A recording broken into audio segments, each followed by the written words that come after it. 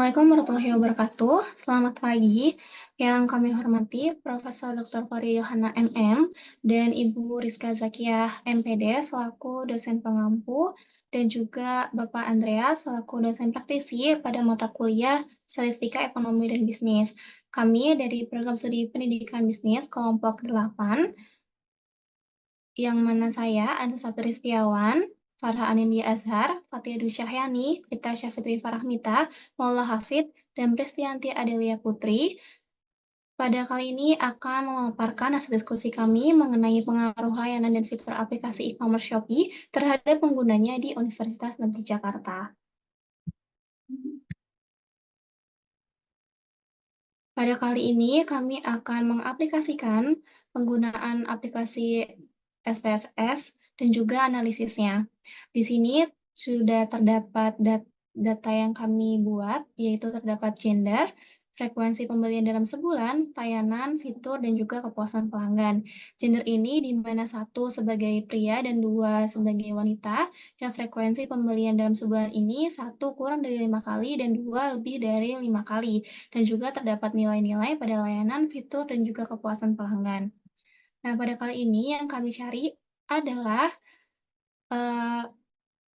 apakah masing-masing data variabel kelompok terdistribusi normal, 2, apakah terdapat outliner pada setiap variabel kelompok, 3, hipotesis antar variabel, 4, korelasi antar variabel, dan 5, uji regresi linear berganda menggunakan teknik uji asumsi klasik antar variabel.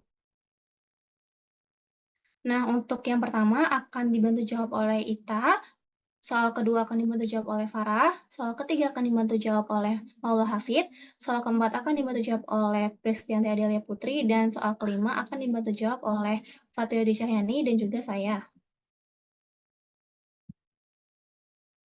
Untuk soal yang pertama, akan kita mulai dari membuka aplikasi SPSS-nya dulu. Di sini pada variable view sudah kami tambahkan variabel-variabel yang tadi sudah saya sebutkan, yaitu terdiri dari gender, frekuensi, pembelian dalam sebulan, layanan sebagai X1, fitur aplikasi sebagai X2, dan kepuasan sebagai Y. Dan pada data view juga sudah kami masukkan data-datanya. Untuk selanjutnya akan dibantu jawab oleh Ita. Baik, terima kasih moderator. Langsung aja pilih dimulai. Lalu kita pilih deskriptif statistik. Lalu explore. Baru kita masukkan gender dan frekuensi di faktor list. Lalu kepuasan di dependent list. Oke, langsung kita lihat di statistik. Sudah continue. Lalu plot. Kita checklist di normality plots with test. Lalu continue. Sesudah itu kita langsung oke. Baik, di sini muncul untuk normalitasnya.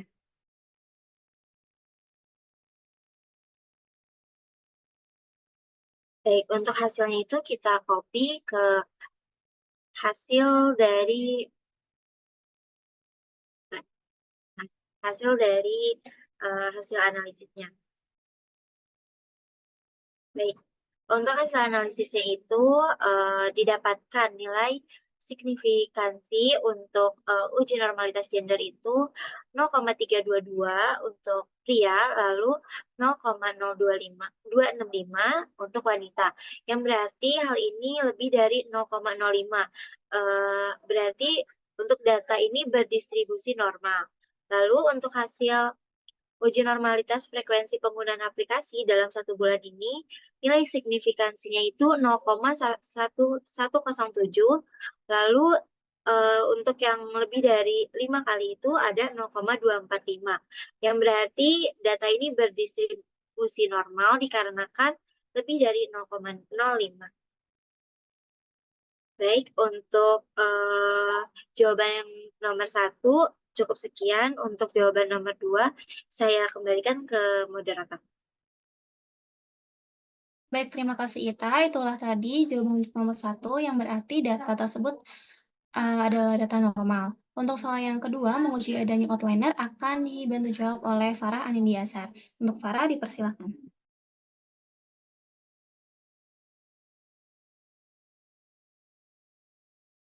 Oke, mulai buka SPSS-nya.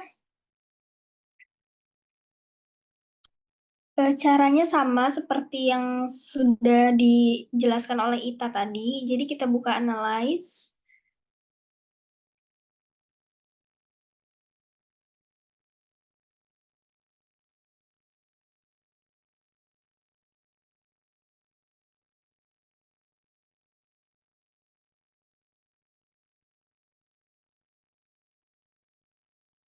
Selanjutnya, kalau yang ini kita pakai yang deskriptif statistik. Pilih yang explore. Oke, di sini udah sesuai ya kepuasan pengguna kita masukkan ke dependent list. Lalu gender dan frekuensi pembelian itu kita masukkan ke faktor list.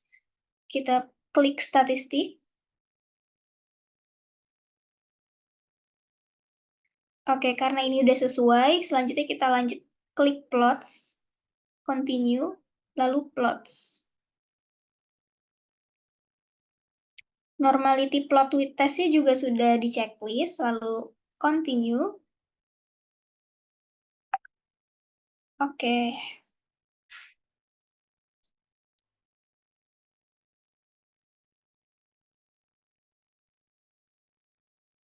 Nah, di sini bisa kita cari outliner-nya.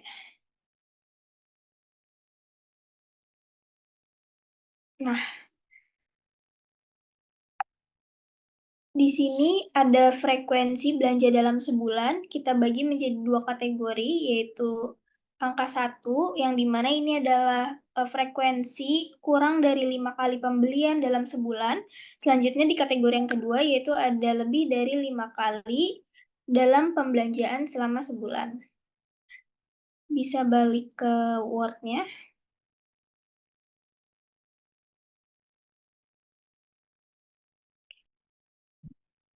Oke, di sini yang pertama itu ada gender. Nah, di gender ini bisa kita lihat bahwa block spots di atas itu tidak ada outlier karena tidak terdapat titik-titik atau dots individu yang berada di luar whisker.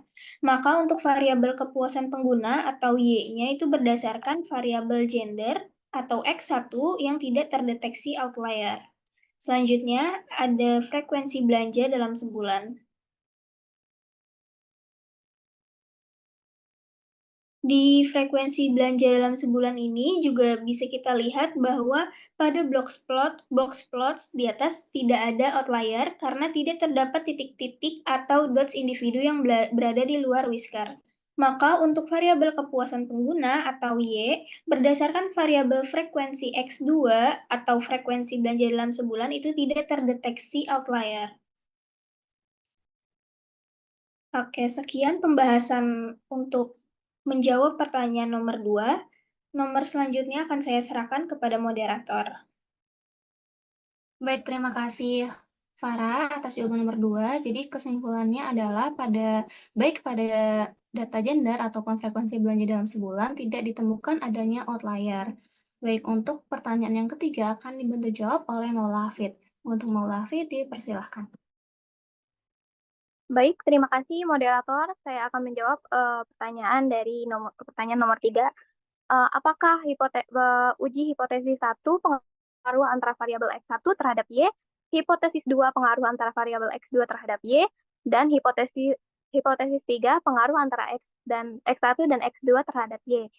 Baik, untuk uji hipotesis ini kami menggunakan uji T untuk menjawab hipotesis 1 dan 2. Untuk langsung saja di SPSS-nya, klik Analyze, kemudian Regression, kemudian Linear, Untuk fitur aplikasi masuk ke dependent, kepuasan pengguna, mohon maaf, kepuasan pengguna masuk dependent, layanan dan fitur masuk di independent. Kemudian di pengaturan statistik,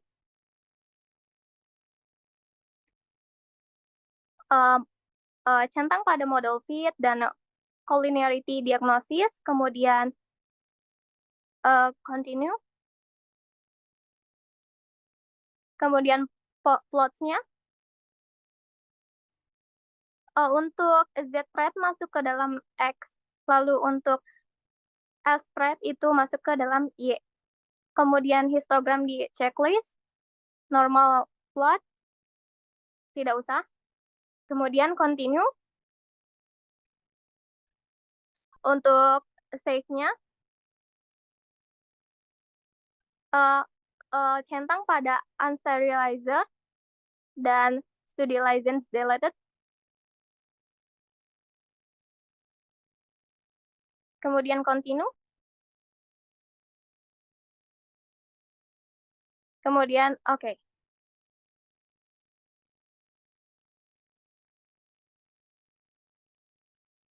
Kemudian kita harus mencari data koefisien A. Kemudian copy pada Word. Maka didapat hasil bahwa dapat dilihat pada nilai signifikansi variabel X1 atau layanan adalah 0,000 yang mana nilai tersebut kurang dari 0,05. Maka dapat diketahui bahwa variabel X1 atau layanan berpengaruh terhadap variabel Y kepuasan pelanggan. Kemudian dapat dilihat pada nilai signifikansi variabel X2 yaitu fitur adalah 0,22 yang mana kurang dari 0,05, maka dapat disimpulkan bahwa variabel X2 atau fitur ini berpengaruh terhadap variabel Y kepuasan pelanggan. Kemudian, untuk menjawab hipotesis 3, apakah pengaruh antara X1 layanan dan X2 fitur terhadap Y kepuasan pelanggan, maka dilakukan uji F, di mana apakah kedua variabel tersebut secara simultan atau bersama-sama berpengaruh terhadap variabel Y, kepuasan pelanggan. Maka kita kembali ke SPSS. Pada outputnya. Kemudian dilihat pada data koefisien A itu di atas ada ANOVA A. Kemudian copy pada Word.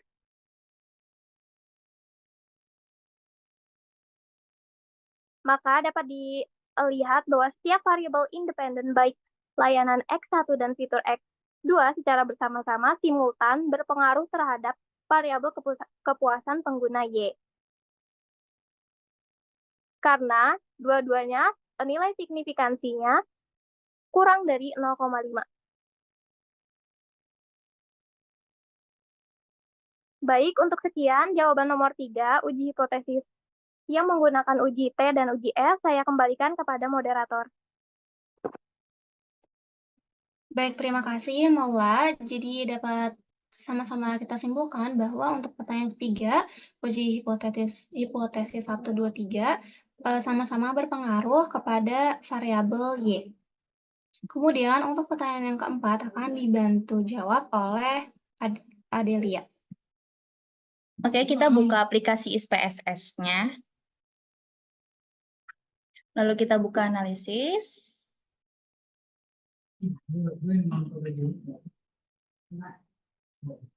Lalu kita buka bagian regression, lalu kita ke linear.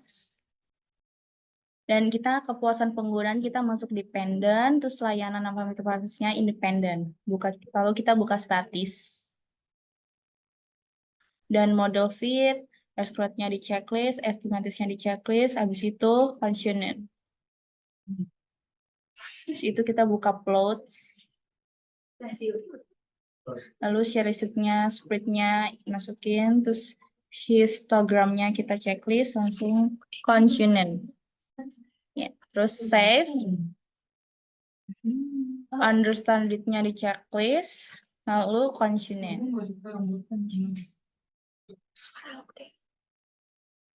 Condition. Oh, condition. Oke. Lalu kita oke. Nah, ini hasil regression variabelnya. Lalu kita balik ke Word. Nah, uji korelasi berganda. Nah, oke. Kita lihat bahwa nilai signifikasi F cekia itu titik 0,00 di mana paling kurang dari 0,05, maka dapat disimpulkan bahwa variabel X1 atau layanan dan X2 atau fitur terkorelasi secara signifikan terhadap variabel Y atau kepuasan pelanggan. Kemudian dilihat pada R 731 yang mana menunjukkan bahwa korelasinya kuat sesuai dengan pedoman derajat hubungan.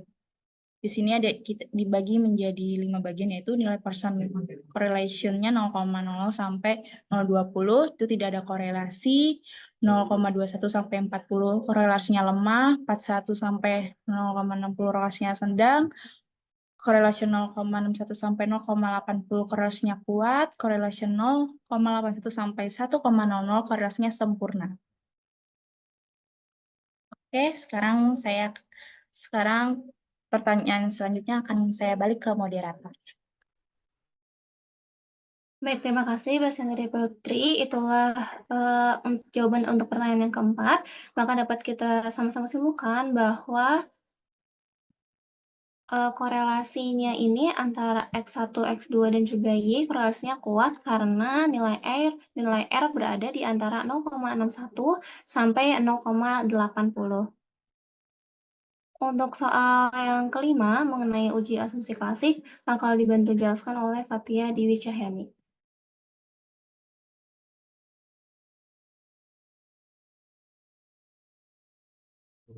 Oke, untuk yang nomor 5 selanjutnya akan saya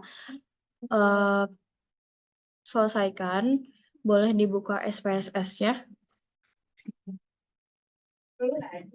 Nah, untuk pertama-tama itu kita akan mencari uji normalitas.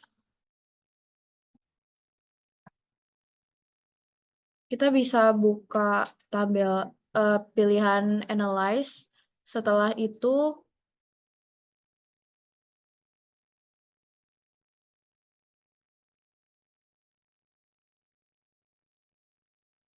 pilih opsi Analyze.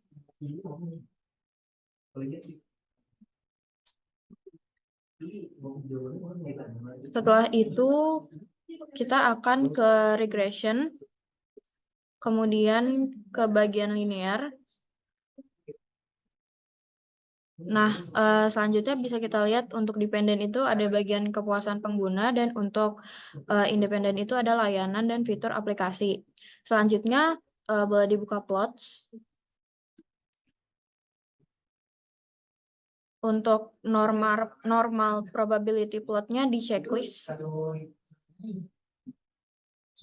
Kemudian continue dan bisa di klik OK.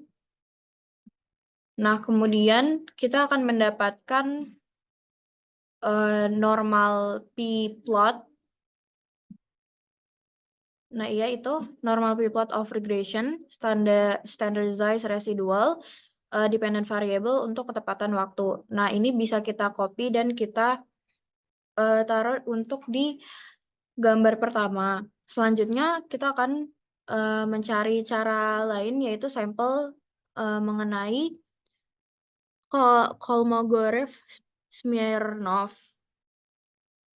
Kemudian boleh dibuka lagi SPSS-nya.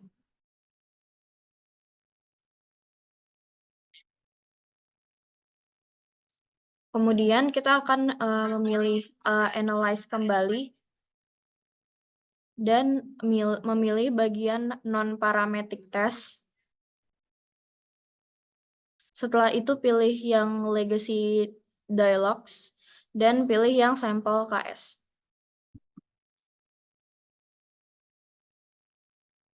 Kemudian setelah itu kita masukkan yang pindahkan yang unstandardized residual yang paling bawah itu ya.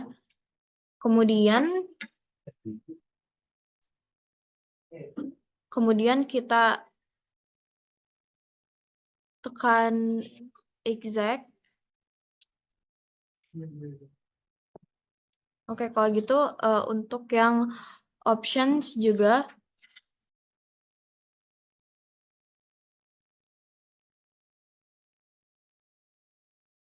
untuk yang option sudah benar, yaitu exclude sudah di checklist, boleh di continue, dan ditekan OK. Nah, selanjutnya kita akan mendapat table dari one sample Kolmogorov-Smirnov test. Nah, dan ini bisa di-copy langsung ke Word. Nah, untuk yang uji normalitas ini, berdasarkan grafik p-plot, hal ini menunjukkan bahwa asumsi normalitas residual dianggap cukup terpenuhi untuk model regresi yang digunakan, mengingat titik-titik pada grafik sebagian besar berada di dekat garis diagonal. Kemudian berdasarkan one sample Kolmogorov, Smirnov, tes pada nilai sig itu 0,99 yang mana lebih besar dari 0,05, yang artinya data tersebut berdistribusi secara normal. Kemudian untuk soal selanjutnya kita akan mencari uji linearitas. Kemudian kita bisa kembali ke SPSS-nya lagi. Kita bisa pilih analyze, kemudian compare means, dan memilih opsi means. Nah, dan untuk bagian ini kita mencari satu persatu dulu X1 dan X1-nya. Nah, untuk sekarang kita akan mencari bagian dari layanan.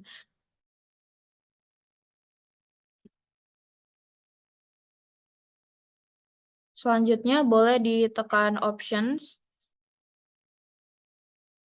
Lalu sudah di checklist di bagian test for linearity. Setelah itu continue.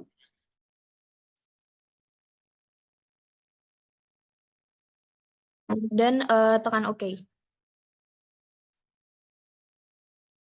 Nah, selanjutnya kita bisa melihat di bagian ANOVA table. Bisa kita copy dan kemudian dimasukkan ke Word. Nah, untuk berdasarkan sig deviation from linearity menunjukkan 0,865 lebih besar daripada 0,05, yang artinya terdapat hubungan linear secara signifikan antara variabel layanan X1 terhadap variabel kepuasan pengguna Y. Boleh di-scroll lagi. Selanjutnya kita akan mencari X2-nya. Boleh dikembalikan ke SPSS dan melakukan step yang tadi sudah dijelaskan.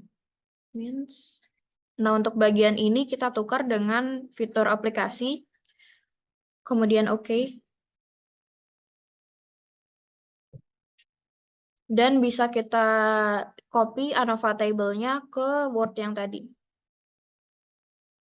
Nah, berdasarkan nilai sig deviation from linearity menunjukkan 0,884 itu lebih besar daripada 0,05, yang artinya terdapat hubungan linear secara signifikan antara variabel fitur aplikasi X2 terhadap variabel kepuasan pengguna, yaitu Y. Selanjutnya kita akan mencari uji multikolinearitas. Boleh dibuka lagi SPSS-nya.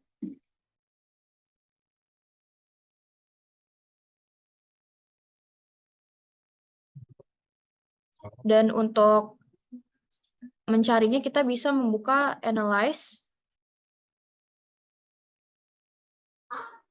Kemudian ke compare means. Dan pilih means lagi.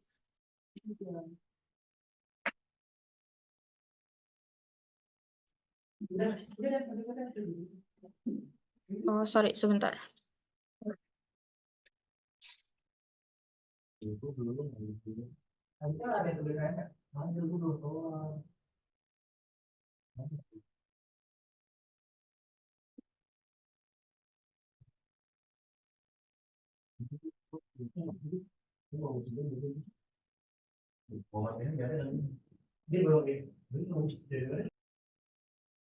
Baik, untuk mencari uji multikolinearitas, kita bisa menggunakan data-data yang sebelumnya sudah kita cari di bagian coefficients.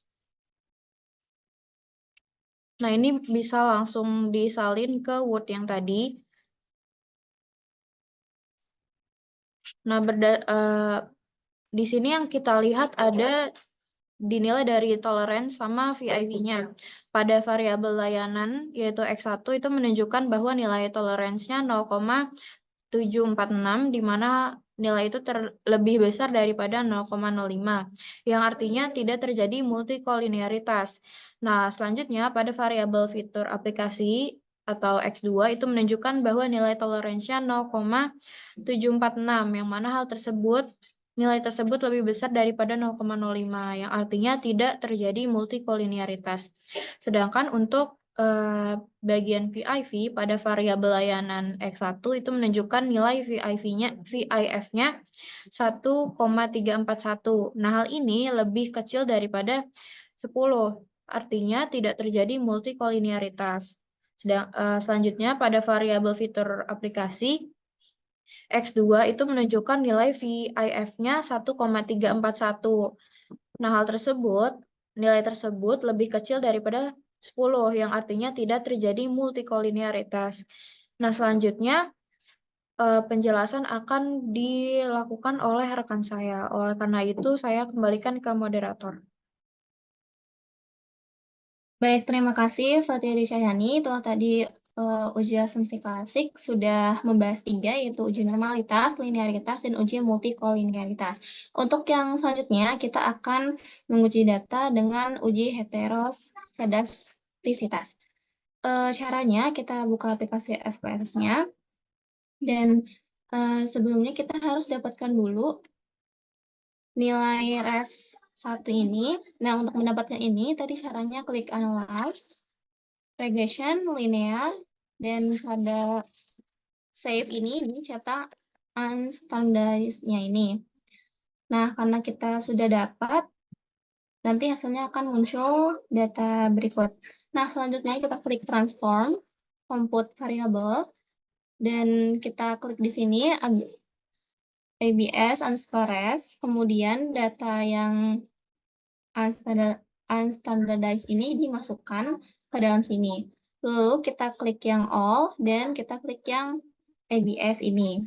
Kemudian kita klik OK. Nah, untuk selanjutnya kita klik Analyze lagi. Kita klik yang Regression, Linear, dan pada save-nya ini, pada centang unstandardized-nya ini di uncentang, kemudian klik OK.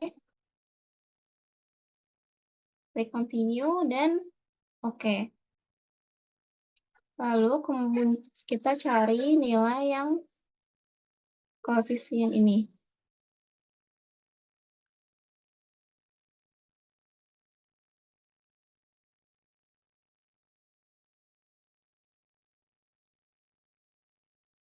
Oke, maaf ada yang kelewat.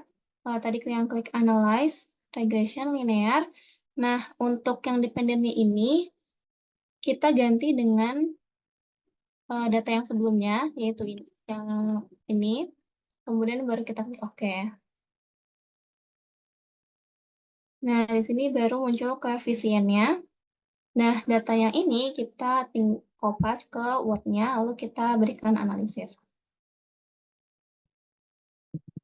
Dan selain dari data itu, juga dapat dilihat dari persebaran plots-nya pada grafik berikut. Di sini, di scatter plot-nya pada kepuasan pelanggan. Jadi kita bisa melihat uji heteroskedastisitas ini dari scatter plot dan juga dari cara yang tadi. Nah, dari hasil kedua itu, pada simpulannya menunjukkan bahwa pada variabel layanan yaitu X1 menunjukkan nilai signifikansinya 0,726 yang mana lebih besar dari 0,05 yang artinya tidak terjadi heteroskedastisitas.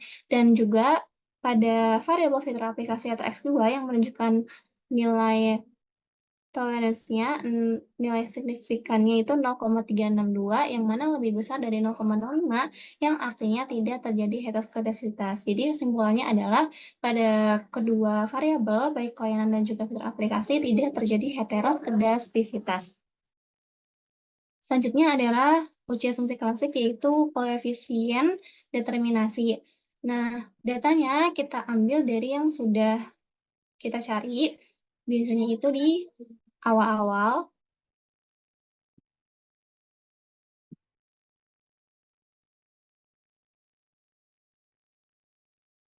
Nah, yang ini, yang model summary yang segini, kemudian kita tinggal copy paste ke Word-nya. Oke, di sini menunjukkan 3 kesimpulan. Yang pertama, nilai R-square, yaitu 0,534 yang menunjukkan bahwa pengaruh dari layanan atau X1 dan fitur aplikasi atau X2 terhadap kepuasan pelanggan atau Y sebesar 53,4%. Sementara 46,6% lainnya dipengaruhi oleh variabel lain. Dan yang kedua yaitu adjusted R-square yang sedikit lebih rendah yaitu 0,15 atau 51,5% menunjukkan bahwa setelah mempertimbangkan jumlah variabel independen dan ukuran sampel, model tetap cukup baik dalam menjelaskan variabilitas dalam kepuasan pengguna. Nah, adjusted R-square ini adalah ukuran yang lebih realistis tentang seberapa baik model tersebut bekerja. Dan yang terakhir adalah nilai R, yaitu sebesar 0,731 yang mengindikasikan bahwa terdapat hubungan yang kuat antara variabel independen terhadap variabel dependen. Nah, ini juga menunjukkan bahwa tadi pada soal pada soal keempat hasilnya sama, yaitu menunjukkan bahwa hubungan tersebut adalah kuat. Baik, itulah tadi hasil diskusi dari kelompok kami. Terima kasih, mohon maaf atas kekurangannya. Wassalamualaikum warahmatullahi wabarakatuh.